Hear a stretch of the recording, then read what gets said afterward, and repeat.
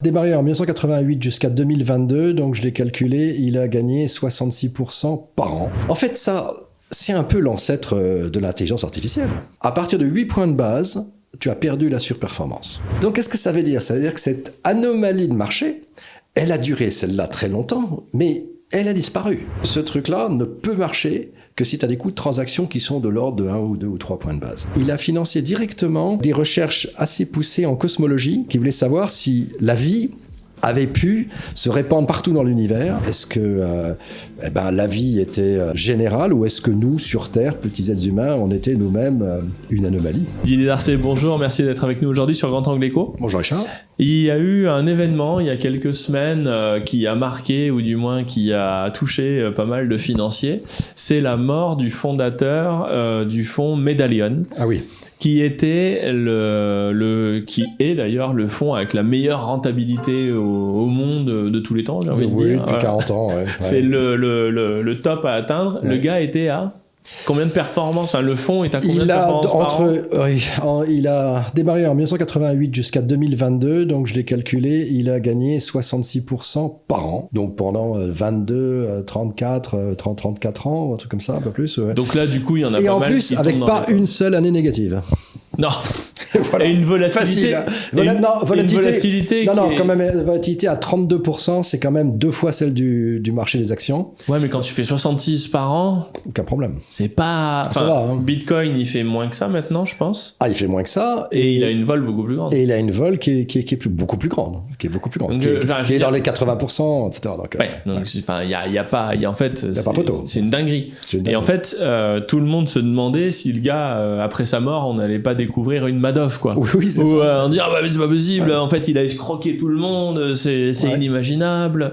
Et toi, tu me dis en mangeant, là, au fait, moi, je sais. Enfin, je sais.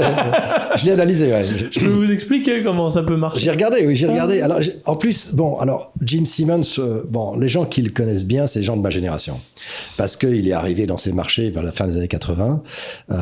Il a surpris tout le monde. Et puis, j'avais eu, ça c'est à titre personnel, j'avais eu la chance de déjeuner avec un de ses premiers partners.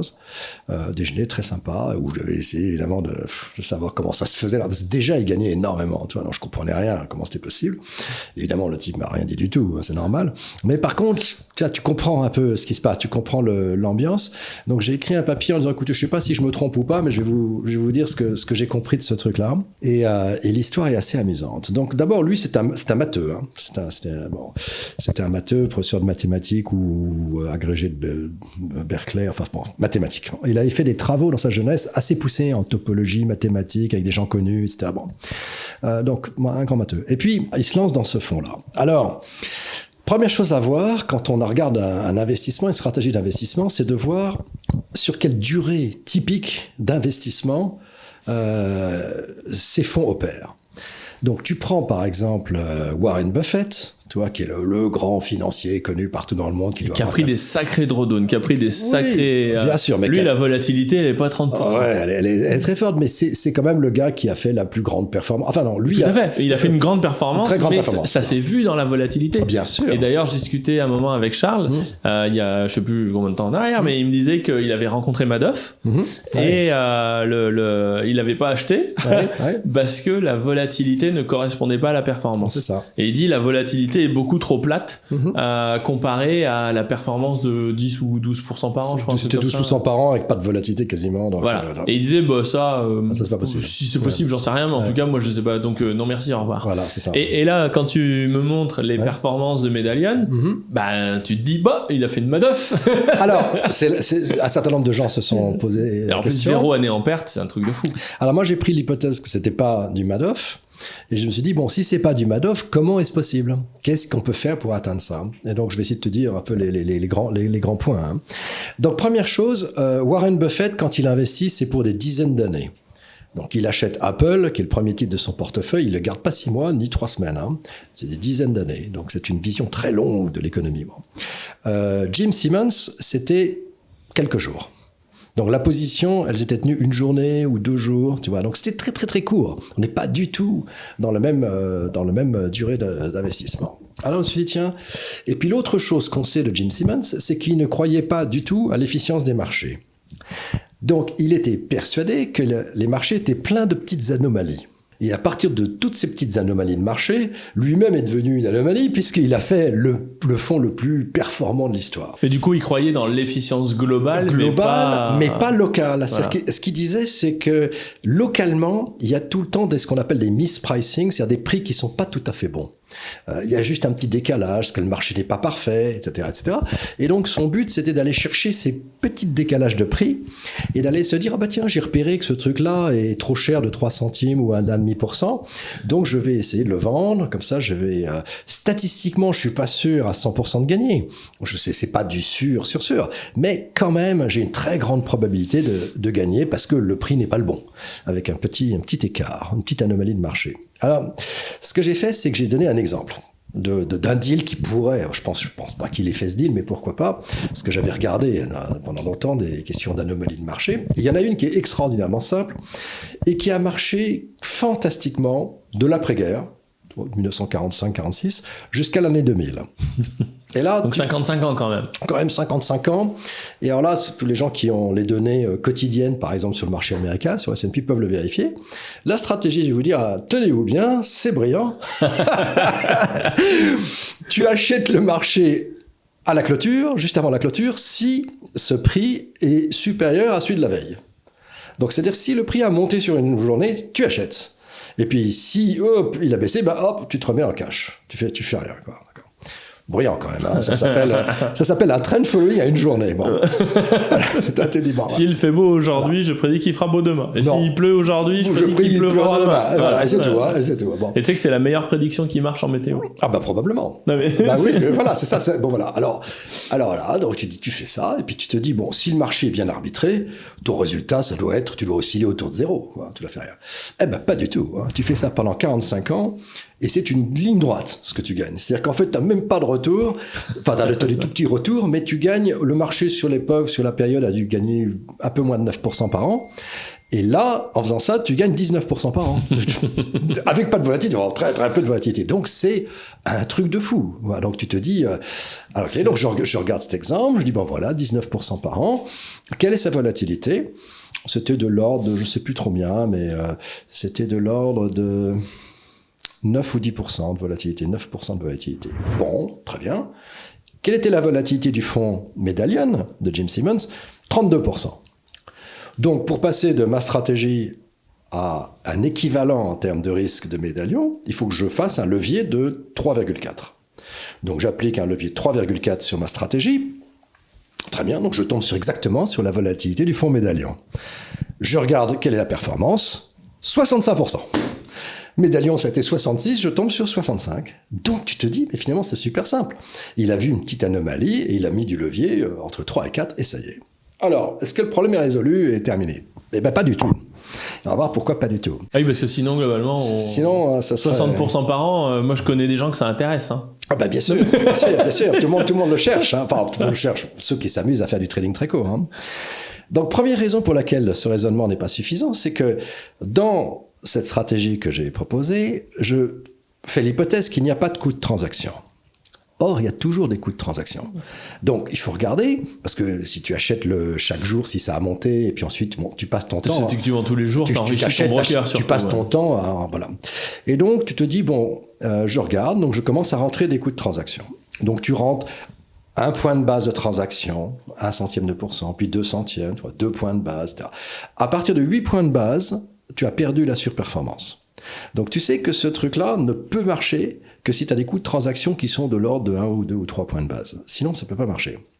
Est-ce que c'était possible qu'il ait 1 ou 2 ou 3 points de base de coûts de transaction ? Sur les titres, c'est pas possible. Mais Jim Simmons, il a monté son fonds en 1988. C'est le moment où le marché américain a ouvert les futurs, le marché des futurs, c'est-à-dire des dérivés des futurs. Et là, tu as des coûts de transaction qui sont quasiment inexistants. Très, très, très, très faible. Donc, il devenait compatible, même s'il avait 1 ou 2 points de base de coût de transaction, de passer ses opérations, par exemple, par le marché des futurs. Et puis, même s'il avait 1 ou 2 ou 3 points de base, ça aurait dégradé sa performance, mais il pouvait monter le levier. Et le levier du fonds Medallion, c'était pas trop 4, c'est plutôt entre 10 et 15. Bon, comment tu fais du levier sur les marchés de futurs ? C'est super facile de faire du levier. Bon. Donc, en fait, si tu veux, conceptuellement, le problème du coût de transaction n'est pas capital. En fait, il était toujours possible d'atteindre ce qu'il a fait, compte tenu du fait qu'il a démarré à un moment où les marchés se sont développés, qui permettaient de faire ces transactions-là. Mais il y a quand même d'autres problèmes. L'autre problème, c'est que si on continue ma brillante stratégie là, d'acheter de verre après les années 2000, donc dans les 25 dernières années, ou 24, c'est une catastrophe. Ça marche plus. Mais plus du tout. Donc ça a marché merveilleusement pendant 45 ans, et puis plus du tout après. Donc qu'est-ce que ça veut dire ? Ça veut dire que cette anomalie de marché, elle a duré, celle-là, très longtemps, mais elle a disparu. Parce que peut-être certains s'en sont rendus compte et l'ont simplement arbitré, puis c'est fini. Le marché a compris que c'était facile de gagner de l'argent comme ça. Donc, et puis dès qu'il y a un certain nombre de gens qui l'ont fait, il n'y a plus d'anomalie de marché. Donc ça veut dire que les anomalies de marché ont une certaine durée de vie. Elles s'évanouissent par le fait qu'il y a quelqu'un qui essaie de les arbitrer. Donc ça veut dire qu'il ne pouvait pas avoir une transaction de ce type. Il devait en avoir des centaines, voire des milliers. Parce qu'il a tout le temps qui disparaissent. Donc il doit tout le temps être en train d'essayer de trouver des nouvelles petites anomalies. Il faut aller pêcher partout, quoi. Des petites anomalies. Alors, là, du coup, il devait avoir des équipes gargantuesques. Du coup, il faut avoir des gars qui comprennent ce que c'est qu'une anomalie, qui arrivent à la modéliser, qui développent, etc. Et là, comme par hasard, il avait des armées de mathématiciens de haut niveau. Donc, lui était installé au Hamptons, à côté de New York, et c'était le hedge fund qui avait les PhD en maths de partout, qui arrivaient, et qui bossaient chacun sur les petites anomalies, et puis ensuite qui implémentaient. Et ça, s'il y a autant de personnes qui bossaient en maths, etc., ça veut dire il y a des gens qui ont dû parler, en fait, de ces équipes qui ont dit sur quoi ils travaillent. Très certainement. On est loin de la recette de c'est pas un miracle, hein. Des moines qui vont chercher des petites herbes dans les montagnes avec une recette secrète gardée dans des coffres parce qu'ils sont que 4. Bah oui, mais il avait des centaines de gars. C'est pas l'élixir de Chartreuse, quoi. Donc, s'ils sont des centaines à travailler, donc ils devaient bien raconter des stratégies. Bah oui, mais enfin, si tu as des centaines de gars qui travaillent, je pense qu'il avait en moyenne, c'est ce qui est sorti dans la presse, il avait en moyenne 8000 stratégies en permanence. 8000. Pas une, comme j'ai décrit, 8000. Et puis qui avait été développée par des centaines de cas. Donc chacun dans sa société connaissait quelques tout petits bouts de la stratégie, mais pas l'ensemble. Mais il y en a qui ont dû fuiter, du coup. Oui, mais enfin, d'abord, il avait des contrats béton, donc les gars qui fuitaient, là, ils étaient en grand danger juridique s'ils racontaient des trucs. Mais en plus, chacune personne dedans ne connaissait qu'un tout petit maillon de la chaîne. C'est comme ça que je l'explique. Donc en fait, voilà, c'est des tas de petites anomalies. L'autre chose aussi, c'est qu'il faut avoir des armées de mathématiciens, mais il faut avoir aussi énormément de données pour être capable d'étudier le fait que les prix sont pas bons, même à quelques petits points de base, ou à 5 centimes ou 10 centimes. Il faut être capable d'avoir des milliers de données. Pour une grosse bibliothèque. Eh ben, c'est ce qu'il a fait. C'est-à-dire, dès le début, ça a été le fonds, peut-être même l'organisme financier, on pourrait dire, qui a récupéré le plus de données au monde, dans tous les domaines. Sur des ordinateurs? Sur des ordinateurs. Sur des ordinateurs. Et il a fait des énormes bases de données dans tous les sens, et il a commencé à les étudier comme un fou. Donc ça veut dire qu'en 88, les ordinateurs, c'était pas ça. Donc oui, mais il a investi. Donc c'était un peu comme Charles, qui avait investi dans les premiers ordinateurs, et ça lui coûtait une fortune à l'époque. Donc son investissement était sur recherche d'anomalies, beaucoup de données, traitement de données, etc., etc. C'est assez rigolo parce que, 1, c'est une quête statistique d'anomalies. 2, c'est repérer des corrélations qui sont bizarres, etc., etc. Des prix qui sont ça.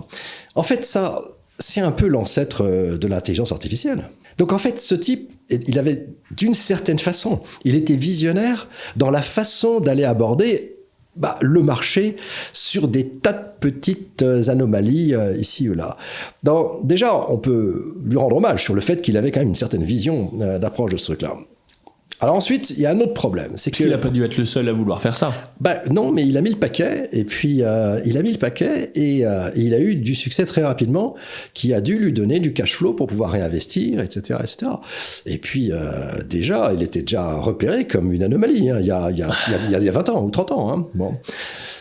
L'autre chose aussi, c'est que si tu fais 8000 transactions, tu te dis, le fonds a une certaine volatilité, 30%. Ensuite, tu te dis, oui, mais il fait 8000 transactions d'un certain type. 8000 stratégies. Ouais. 8000 stratégies d'un certain type. Le levier est 10 à 15. Donc, j'ai fait un petit calcul rapide, mathématique, pour me dire, comment est-il possible qu'avec 8000 stratégies, avec un levier de 10 à 15, il arrive à une volatilité de 32%. Il a quand même fait un levier de 10 à 15. Et la seule possibilité pour ça, mathématiquement, c'est que chaque transaction soit quasiment indépendante de toutes les autres. C'est-à-dire que le niveau de corrélation entre toutes ces petites transactions, toutes ces petites anomalies, soit inférieur à quelques pourcents. Donc quand il y a des stratégies qui se font prendre dans un crack financier, ça impacte pas les autres. Sinon, on verrait une vol qui accélère. Bah oui. Ça montre d'ailleurs que mon exemple n'est pas bon, parce que mon exemple était directionnel. C'est-à-dire que j'achète le S&P. Mais si vous dites, très bien, je vais faire la même stratégie sur le S&P, mais aussi sur le marché français, allemand, italien, on voit qu'on est en train de créer des corrélations. C'est-à-dire qu'elles vont toutes monter ou toutes baisser en même temps. Et donc, c'est pas possible. Donc, il n'a pas pu faire ça. Donc, la conclusion, c'est que les stratégies sont pas des stratégies directionnelles. J'achète un actif, mais long et short en même temps, long et court en même temps. Alors explique ce que c'est qu'un long short, parce que... Alors c'est par exemple, je sais pas, je vais acheter le S&P, mais si je vais à la fois acheter le S&P et vendre le CAC 40 en même temps. Donc ça veut dire que je mise sur le fait qu'il est anormal que le S&P soit à ce prix-là et le CAC 40 à ce prix-là. L'écart est trop fort. Donc je vais jouer la réduction de l'écart. Et cette réduction de l'écart est liée à un mispricing. Mais si le marché monte dans son intégralité, les deux vont monter.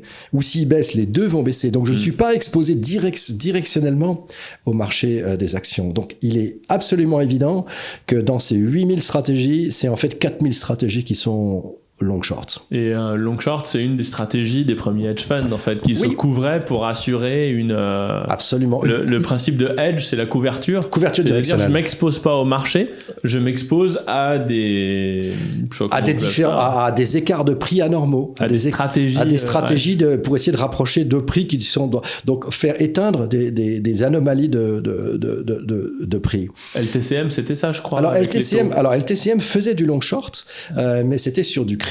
Donc lui, c'était peut-être LTCM a essayé de faire des choses comme ça aussi, mais lui, il en avait une collection impressionnante qui était non directionnelle. Donc il a fait mieux visiblement.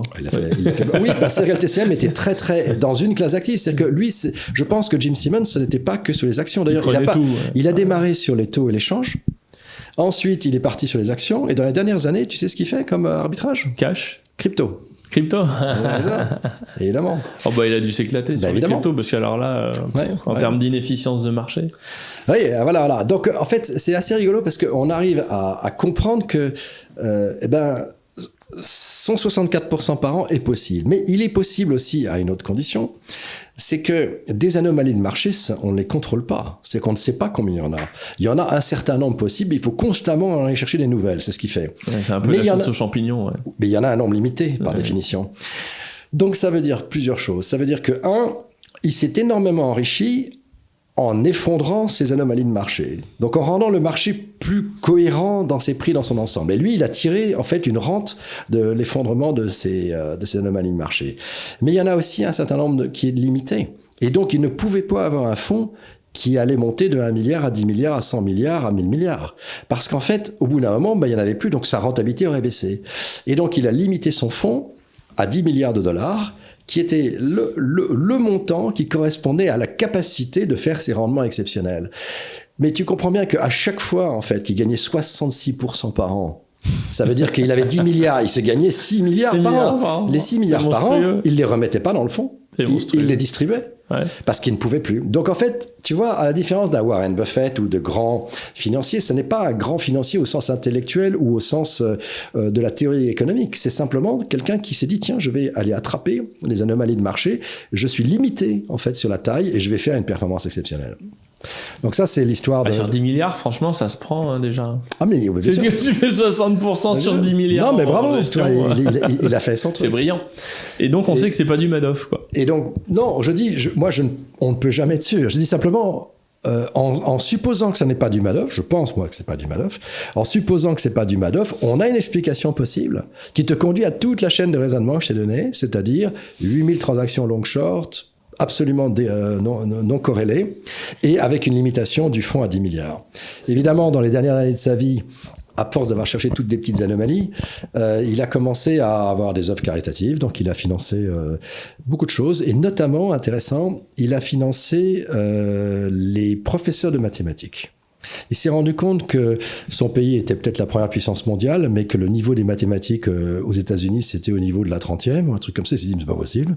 Pour mon pays, je vais aller financer les professeurs de mathématiques. Donc, il a fait quelque chose qui était assez, je trouve, c'était dans son esprit. Il a été donné de l'argent.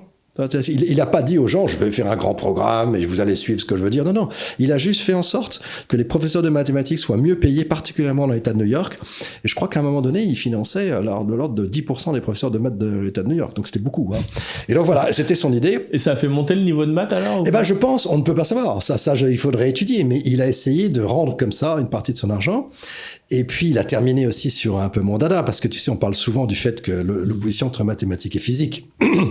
Et quand même, il a été très heureux à la fin de sa vie, parce que il avait fait des travaux de sa jeunesse en mathématiques, notamment en topologie, c'est une dimension des mathématiques assez compliquée, sur les formes, etc.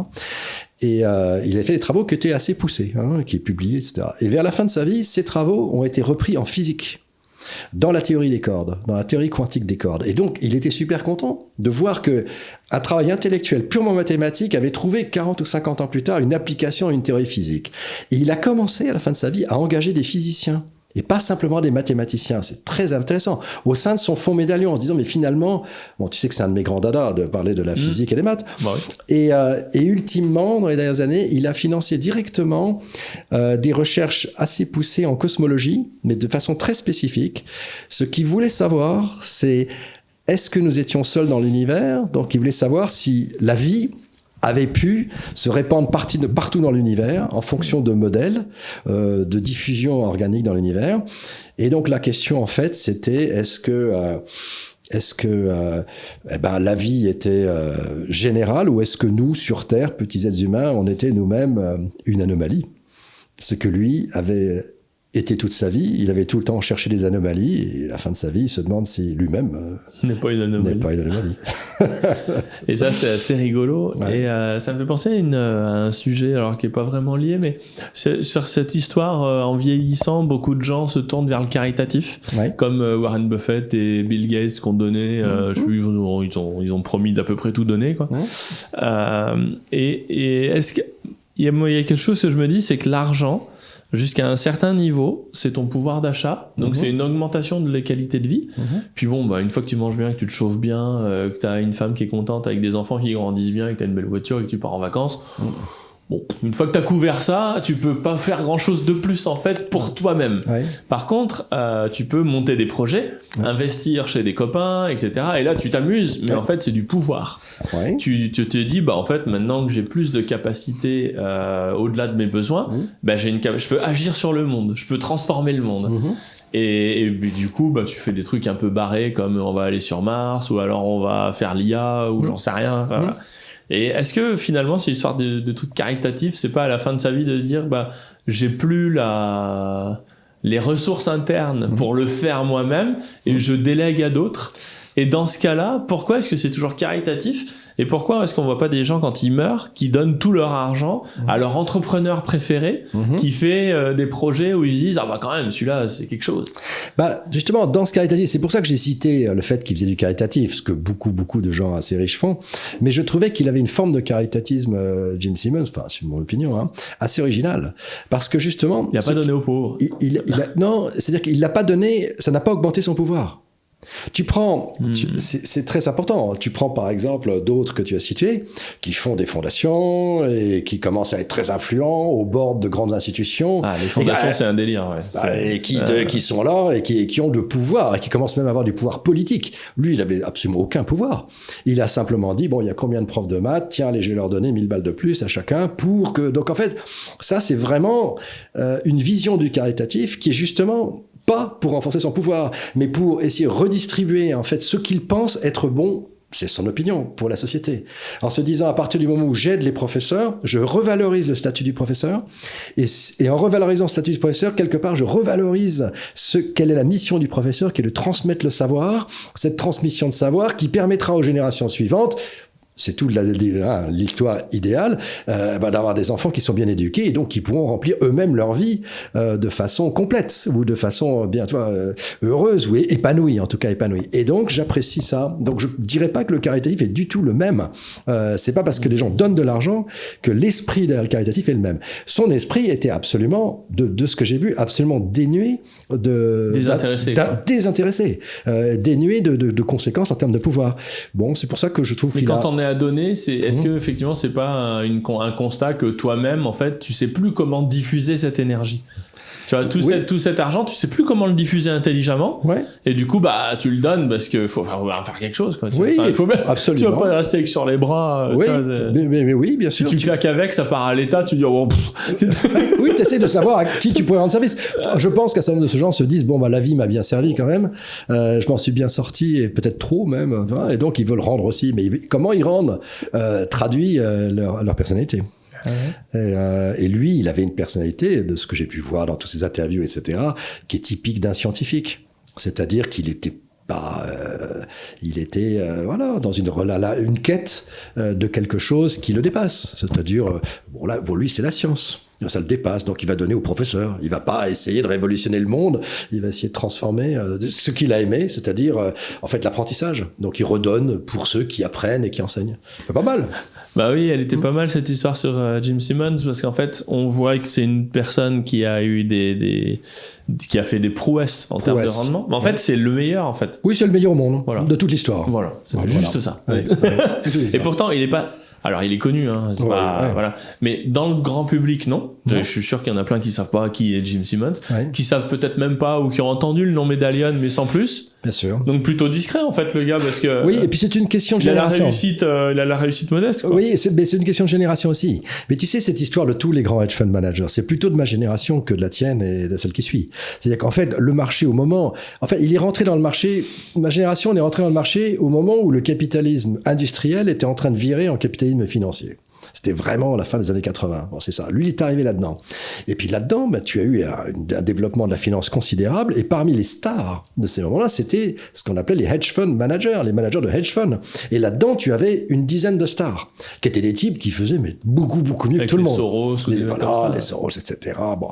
Et lui, il faisait partie de ces 10 stars. Donc, à cette époque, on est à la fin des années du millénaire précédent, ces gars étaient quand même, dans le milieu de la finance, ils étaient quand même observés de façon incroyable. Et lui était observé de façon incroyable parce que c'était le seul qui faisait à cette époque du quantitatif. C'est-à-dire qu'il n'était pas en train de faire l'analyse économique, etc. Il faisait du quantitatif. Il était purement avec son machine learning. C'était le début du machine learning aussi. Hein.